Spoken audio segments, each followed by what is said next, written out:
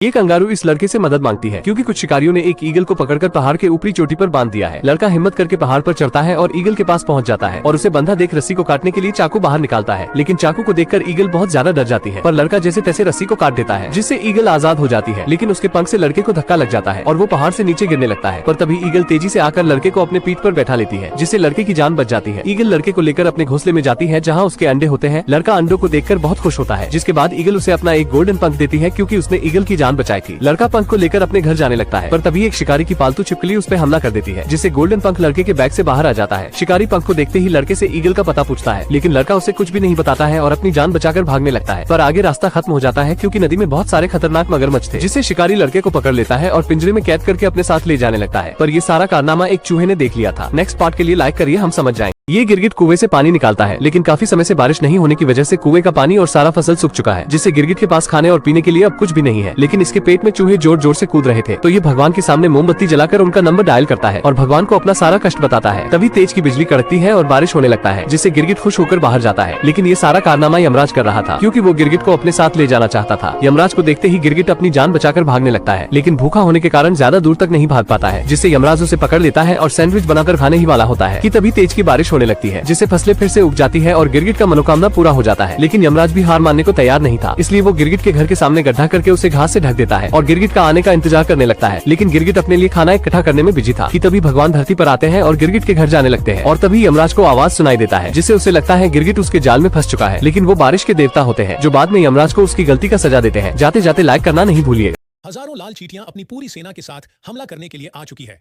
यह देखकर काली चींटियां बहुत ज्यादा डर जाती है। लाल चींटियों ने उन्हें चारों तरफ से घेर लिया था और अपने लीडर के एक इशारे पर लाल चींटियां गुलेल की मदद से महल पर हमला करने लगती है, जिससे काली चींटियों के महल में छेद होने लगता है। जिसके बाद लाल चींटियां तेज धार हथियारों से हमला करती हैं, जैसे किसी दुश्मन ने किसी राज्य पर हमला कर दिया हो। जवाबी हमला करने के लिए काली चींटियां भी उन पर चीज गिरने लगती है और जहरीली गोलियों को अपने महल के चारों तरफ गिरा देती है, जो पानी से मिलते ही फॉर्म में बदल जाता है, जिससे लाल चींटियां अब उनके महल में नहीं हो सकती। काली चींटियां बहुत सारी रॉकेट अपने महल के ऊपर लगा देती है, लेकिन उन्हें पटाखे चलाना नहीं आता और माचिस के डिब्बे में सिर्फ एक ही तीली होता है।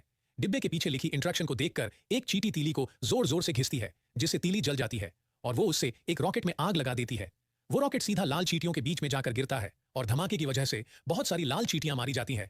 लेकिन तभी वो तीली बुझ जाती है। यह देखकर लाल चींटियों का लीडर बहुत गुस्से में आ जाती है और अपनी पूरी ताकत से काली चींटियां पर हमला कर देता है।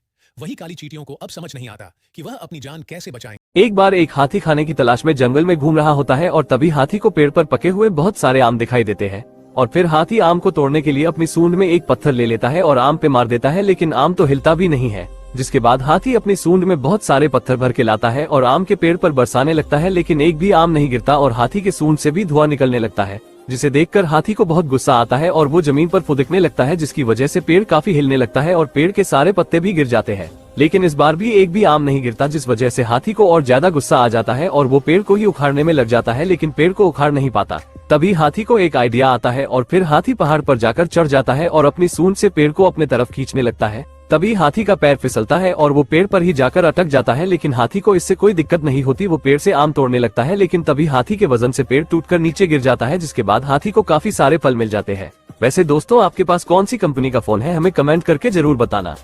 सभी चींटियां सर्दियों के लिए अपना खाना इकट्ठा कर रही होती है और इनका लीडर आगे आगे चलकर इन्हें रास्ता दिखा रहा होता है, लेकिन तभी लीडर सबको रुकने को बोलता है, जिससे सभी चींटियां आपस में टकरा जाती है क्योंकि उनके सामने एक बहुत ही गहरी खाई आ जाती है। खाई को पार करने के लिए सबसे पहले लीडर आगे जाता है, पर लकड़ी कमजोर होने की वजह से हिलने लगती है, जिससे चींटी घबरा जाती है। पर कुछ समय बाद जब उसका बैलेंस बनता है तो वह बाकी चींटियों को भी आने को बोलती है, लेकिन जैसे ही सभी उस पर चढ़ते हैं कि लकड़ी लकट जाती है और नीचे की तरफ मुड़ जाती है। यह देखकर सभी वापस ऊपर आ जाते हैं। तभी लीडर चींटी को अपने पीछे एक पेपर दिखाई देता है और सभी चींटी मिलकर उस पेपर से एक प्लेन बना लेती है और उस पर बैठकर सभी नीचे आ जाते हैं। लेकिन नीचे की ओर जाते समय प्लेन का बैलेंस बिगड़ है और वह सीधा चट्टान से जा टकराता है और सारी चींटियां नदी में गिर जाती है। लेकिन वह हार नहीं मानती और उस पेपर से एक बोट बना लेती है और उस पर बैठकर अपने घर की ओर चली जाती है। वैसे दोस्तों, आपके फोन में अभी कितनी बैटरी है, हमें कमेंट करके जरूर बताना।